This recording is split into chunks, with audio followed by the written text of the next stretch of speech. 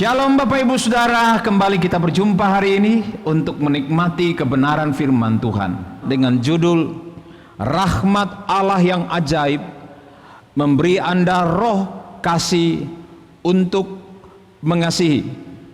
Sebelumnya telah kita belajar bahwa oleh rahmat Allah yang ajaib Ia memberikan kepada kita rohnya yang kudus sebagai tanda kepemilikannya atas kita.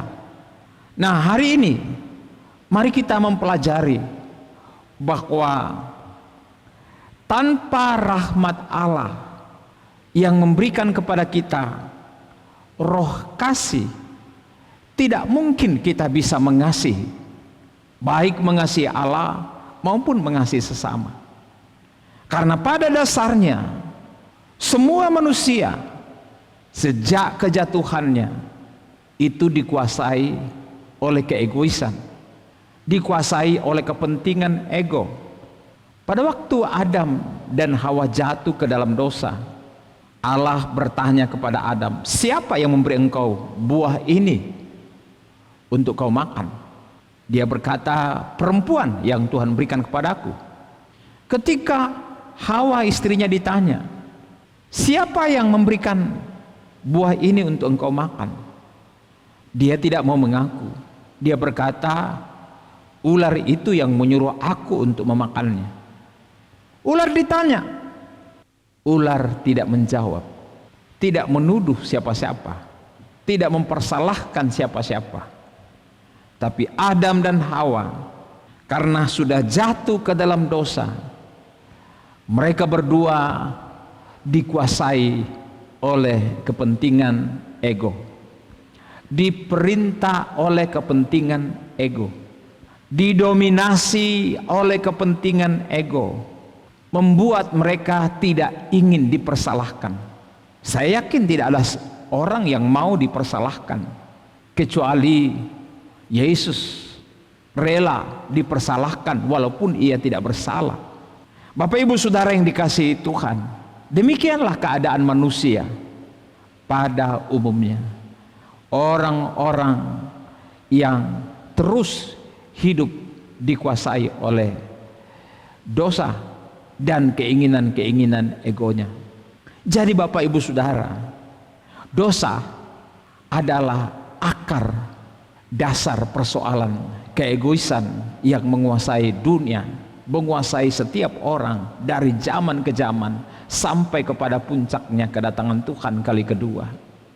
Rasul Paulus mengingatkan kita lewat tulisannya dalam 2 Timotius pasal 3 ayat 1. Ketahuilah bahwa pada hari-hari terakhir akan datang masa yang sukar.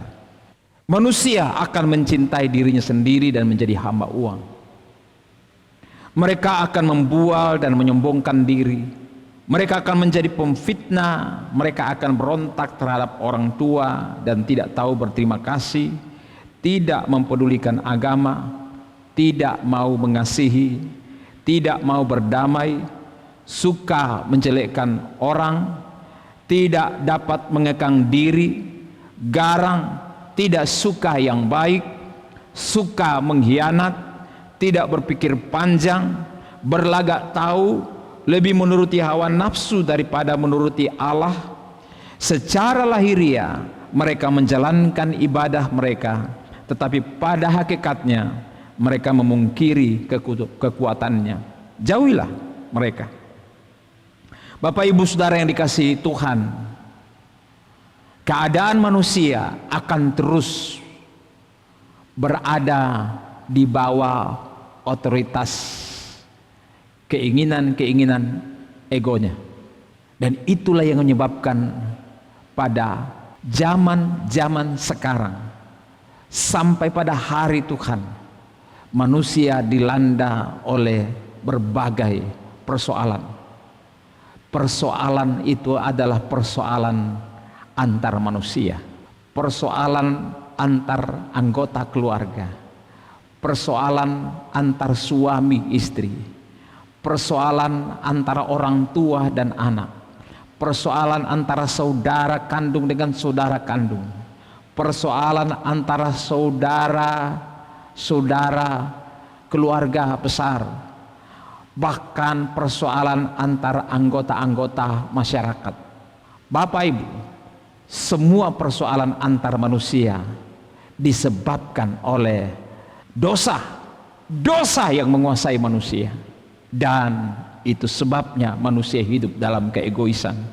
Firman Tuhan menjelaskan kepada kita hal yang pertama yang menjadi dasar kesukaran pada masa-masa akhir seperti ini adalah keegoisan.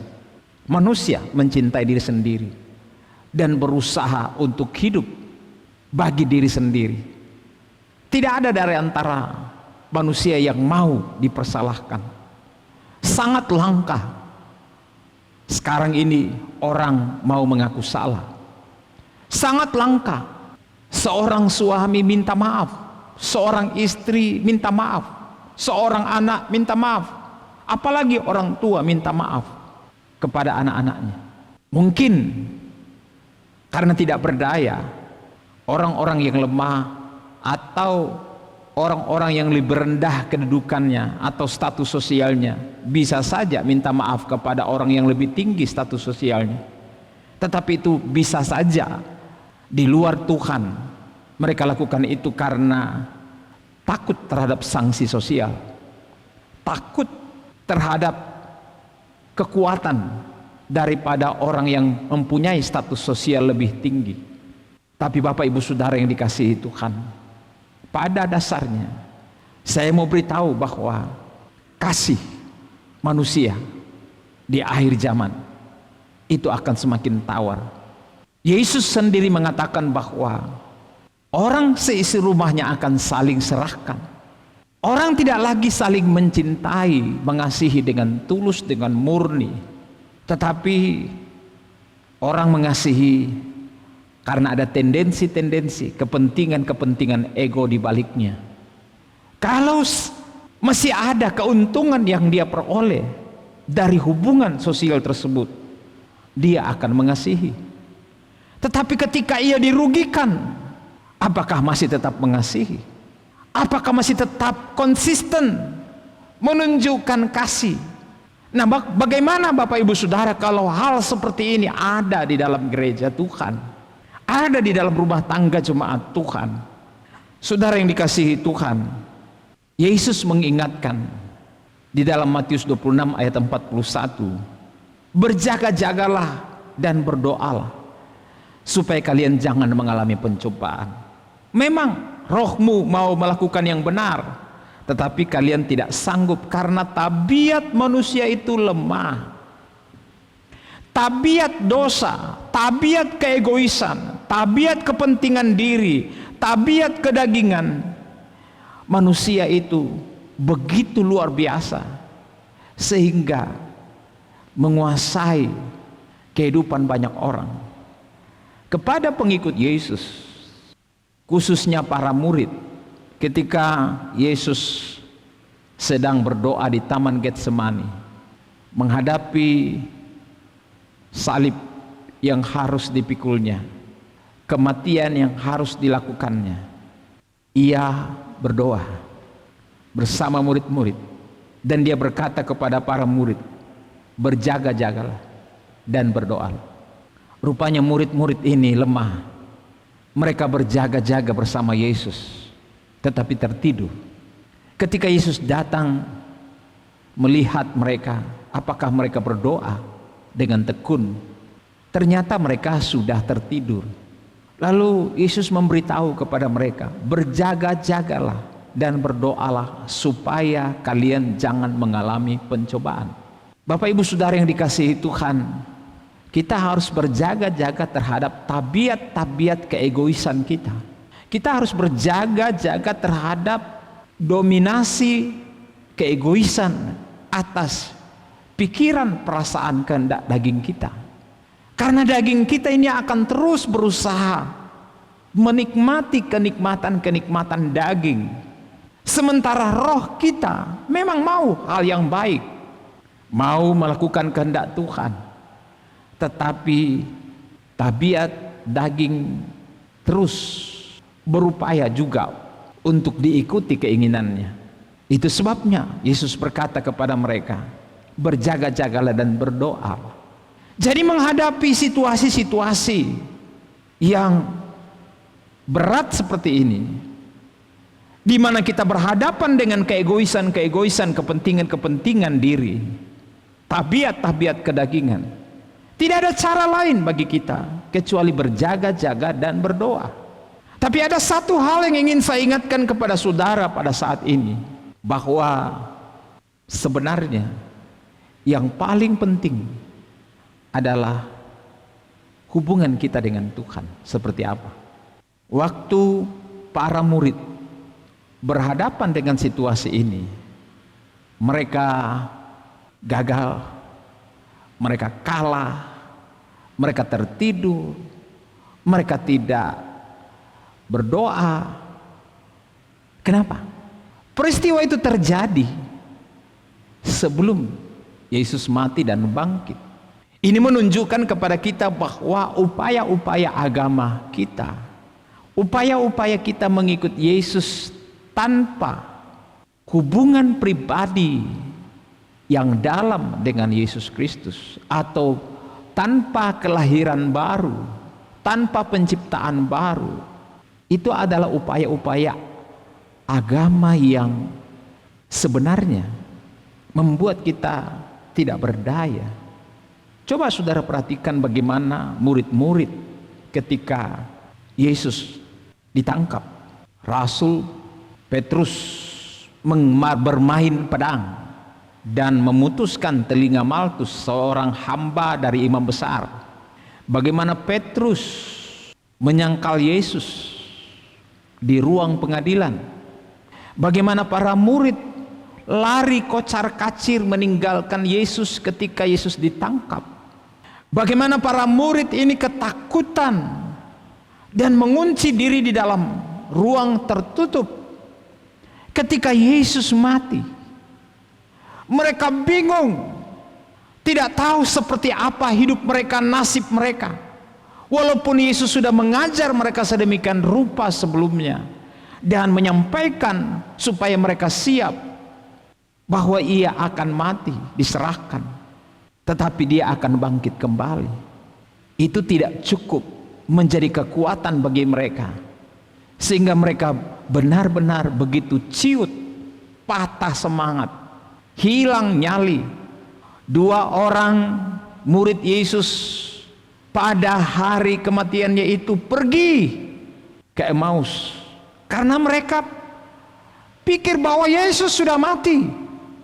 Padahal hari pertama minggu itu, yaitu hari Minggu, Yesus sudah bangkit pagi-pagi benar.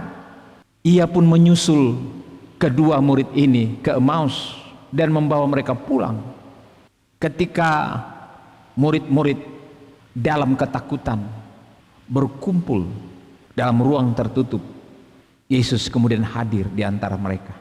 Yesus tahu, Yesus paham, Yesus mengerti bahwa sulit bagi mereka untuk hidup mengasihi Allah, hidup dalam kebenaran, hidup dalam ketaatan, hidup di dalam kasih kepada sesama, jika mereka tidak mengalami perjumpaan dengan Yesus secara pribadi di dalam ketuhanannya lewat kebangkitan. Itu sebabnya ketika mereka sedang ada di dalam ruang tertutup, Yesus hadir di antara mereka dan berkata, damai sejahtera bagi kamu. Mereka semua kaget. Apa ini nyata, mimpi, atau ini adalah hantu? Tapi Yesus memberikan keyakinan kepada mereka bahwa Dia adalah guru mereka. Dia adalah Tuhan yang mereka sembah dan layani, bahwa Dia adalah anak Allah yang telah menjelma jadi manusia, telah mati dan telah bangkit dari kematian. Dicatat oleh Yohanes di dalam Yohanes 20:22 dikatakan begini, Dan sesudah berkata demikian, ia mengembusi mereka dan berkata, terimalah Roh Kudus. Hal pertama yang dilakukan oleh Yesus ketika ia mendatangi para murid yang penuh dengan ketakutan dalam ruang tertutup adalah menenangkan hati mereka, membangun keyakinan mereka, dan melimpahi mereka dengan damai sejahtera, dan berkata, damai sejahtera atas kamu. Bapak Ibu Saudara, kita membutuhkan ini. Menghadapi kehidupan yang penuh dengan ketakutan, penuh dengan kekurangan, kelemahan, ketidakberdayaan, keegoisan, kecemasan, kebimbangan, keraguan, semua bentuk kelemahan ada pada setiap orang, bahkan orang-orang beragama sekalipun seperti para murid yang mengikuti Yesus selama ini. Dan selanjutnya, Yesus tahu bahwa mereka tidak berdaya tanpa kuasa pembaharuan. Memang mereka selama ini bersama-sama dengan Yesus secara jasmani. Mereka melihat mujizat, mereka mendapat pengajaran-pengajaran, mereka mendapat tuntunan-tuntunan, tetapi kita tahu bagaimana keadaan mereka pada ujung-ujung perjalanan mereka bersama Yesus yang saya sudah sampaikan tadi. Karena Yesus tahu, maka hari itu juga ia kemudian mengembusi mereka dan berkata, terimalah Roh Kudus. Mempelajari ayat ini, saya menemukan bahwa kata mengembusi ini juga digunakan ketika Allah mengembuskan rohnya atau nafas kehidupan kepada Adam. Ketika Allah membentuk Adam dari tanah liat, ia mengembusi, meniup roh kehidupan, nafas kehidupan ke dalam hidungnya, sehingga manusia atau Adam pada waktu itu menjadi makhluk yang hidup. Jadi kata mengembusi ini adalah kata kerja yang dipakai untuk menunjukkan bagaimana Yesus memberikan Roh Kudus, roh kelahiran baru, roh penciptaan baru, roh yang mendatangkan kehidupan yang baru. Sebagaimana dikatakan dalam 1 Korintus 15:45, manusia pertama Adam menjadi makhluk yang hidup, tetapi Adam yang akhir menjadi roh yang menghidupkan. Bapak Ibu Saudara yang dikasihi Tuhan, dengan kehidupan yang dibaharui oleh Yesus Kristus, kita sudah belajar sebelumnya tentang kebenaran ini. Kita menerima kehidupan yang baru. Dalam 2 Korintus 5, kembali saya baca ayat 17. Roh Kudus telah memberikan kepada kita roh pembaharuan. Di dalam Galatia 5:25, Roh Allah sudah memberikan kepada kita hidup yang baru. Oleh sebab itu ia jugalah harus menguasai hidup kita. Apa itu? Roh yang baru, kehidupan yang baru, kesatuan kita dengan Kristus Yesus. Kenapa? Karena kita telah diciptakan menjadi baru. Murid-murid butuh diciptakan baru, dan itu terjadi lewat peristiwa kebangkitan Yesus. Ia mengembusi mereka dengan pembaharuan. Hembusan roh yang baru itu diberikan kepada murid-murid karena Kristus telah dibangkitkan oleh pekerjaan roh kehidupan, roh yang baru, roh kuasa, roh kemuliaan. Saudara pun juga memerlukan ini. Coba saudara perhatikan bagaimana Rasul Paulus menerima roh kehidupan itu. Sebelumnya dia adalah orang beragama. Sebelumnya dia adalah orang yang taat hukum-hukum agama. Tetapi kenyataannya adalah bahwa semua yang dilakukannya itu tidak berkenan. Bahkan Tulisan-tulisannya dia katakan semua itu sampah. Kenapa? Coba kita lihat 1 Timotius 1 ayat 12. Bagaimana orang beragama seperti Paulus ini ternyata tersesat dalam pemahaman agamanya, tersesat dalam keyakinan agamanya, tersesat dalam pemikiran agamanya, sehingga ia harus berjumpa oleh kuasa Tuhan. Ia harus berjumpa dengan Yesus di dalam keilahiannya. Ia harus berjumpa dengan Yesus di dalam kuasa roh kehidupan, roh pembaharuan dalam perjalanannya ke Damsyik untuk menganiaya, membunuh orang-orang Kristen pengikut Yesus. Ia berkata dalam 1 Timotius 1 ayat 12, saya mengucap terima kasih kepada Kristus Yesus Tuhan kita. Ia sudah memberikan kekuatan kepada saya untuk melayani Dia, dan Ia menganggap saya layak untuk tugas itu. Walaupun dahulu saya memfitnah dan menganiaya serta menghina Dia, tetapi Allah mengasihani saya karena pada waktu itu saya belum percaya, jadi saya tidak tahu apa yang saya lakukan. Perhatikan Bapak Ibu Saudara, Rasul Paulus sebagai seorang beragama yang taat, sebagai seorang yang begitu bersemangat membela agama, ia berterima kasih karena ia ditolong Tuhan, diberi pencerahan oleh Tuhan, dan dibawa Tuhan pada jalan dan rancangannya, diberi kelayakan untuk menjadi pengikut Yesus dan pelayan Kristus. Itu karena kasih Allah kepadanya. Dia mengaku bahwa dahulu itu saya memfitnah, membunuh, menganiaya Dia. Menganiaya Dia. Dia berkata, menganiaya Yesus. Ini menunjukkan bahwa apa yang dilakukan kepada murid-murid Yesus atau orang-orang Kristen pengikut Yesus adalah tindakan yang dilakukan kepada Yesus itu sendiri. Karena Yesus berkata, mengapa engkau menganiaya aku?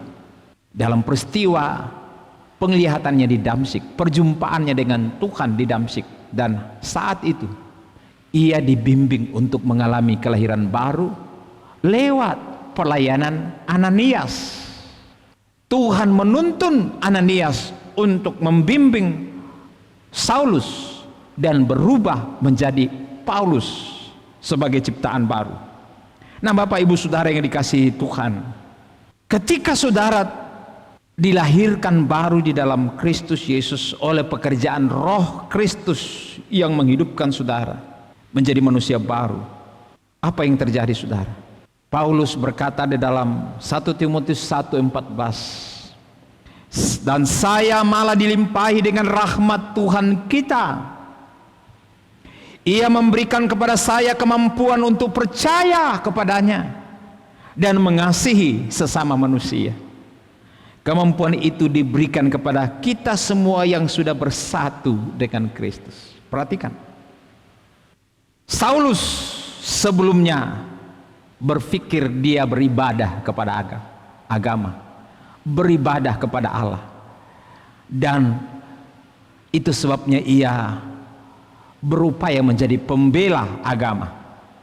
Tapi ketika ia berjumpa dengan ia, menjadi pembela agama, dan karena itu ia menganiaya Tuhan dengan cara menganiaya pengikut-pengikutnya. Tapi syukur, selama ini hatinya dikuasai oleh kebencian terhadap pengikut Yesus, sekarang berubah. Dia katakan, saya malah dilimpahi dengan rahmat. Oleh karena rahmat Tuhan, ia berubah dari membenci kepada mengasihi. Ia diberi kemampuan untuk percaya. Itu adalah anugerah Allah.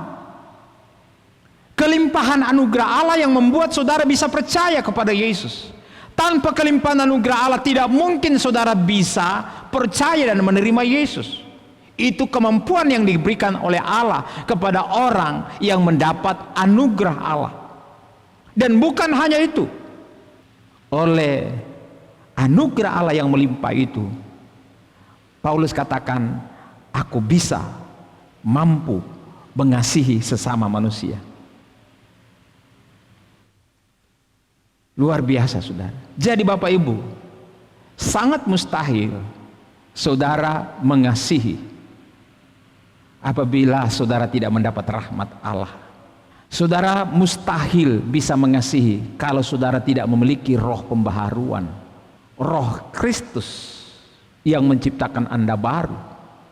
Sangat mustahil saudara menjadi pengikut Yesus jika saudara tidak dilahirkan baru, diciptakan baru.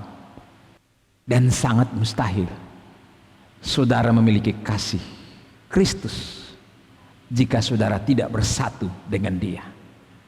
Sekali lagi, mustahil saudara mengasihi baik Allah maupun sesama apabila saudara tidak bersatu dengan Kristus lewat kelahiran baru, lewat penciptaan baru. Coba baca kembali. Kemampuan itu diberikan kepada kita semua yang sudah bersatu dengan Kristus Yesus. Amin Bapak Ibu. Jadi kalau saudara bersatu dengan Kristus, saudara diberi kemampuan untuk percaya, terus percaya, beriman dan hidup dalam iman, karena iman, oleh iman. Karena saudara bersatu dengan Kristus, saudara bisa mengasihi sesama. Tahukah saudara, identitas utama pengikut Yesus atau orang Kristen di seluruh dunia adalah kasih. Yesus mengajarkan, kasihilah musuhmu. Jangan membalas kejahatan dengan kejahatan, tapi balaslah kejahatan dengan kasih. Yesus sendiri mengajarkan seperti itu. Yesus bahkan mengajarkan jangan melawan, jangan membalas. Itu adalah haknya Dia, bukan hak saudara. Nah, bagaimana kalau kita sendiri tidak memiliki kasih dalam diri kita? Mulai mengasihi Tuhan, mengasihi sesama, mulai dari sesama saudara di dalam Tuhan sampai kepada orang-orang di luar sana yang belum menerima Yesus, belum menerima kasih Kristus. Bapak Ibu Saudara yang dikasihi Tuhan, saya ingin mengingatkan saudara sekali lagi bahwa saudara butuh pengalaman perjumpaan dengan kasih Kristus, supaya saudara pun juga bisa mengasihi seperti halnya Paulus ketika berjumpa dengan Yesus. Itu semua adalah rahmat Allah bagi saudara. Bapak Ibu Saudara yang dikasihi Tuhan, kita akan lanjutkan firman Allah ini pada minggu berikutnya. Bagaimana kita bisa hidup mengasihi oleh karena kasih Allah dicurahkan di dalam hati kita. Dan itu adalah tanda bahwa saudara memiliki persekutuan, kesatuan dengan Kristus oleh pekerjaan rohnya di dalam diri saudara. Roh itu telah ditanamkan dalam diri saudara ketika saudara percaya sungguh-sungguh. Dan itu menjadi benih Allah yang membuat saudara mempunyai sifat daripada Allah, yaitu kasih. Tuhan memberkati saudara. Amin.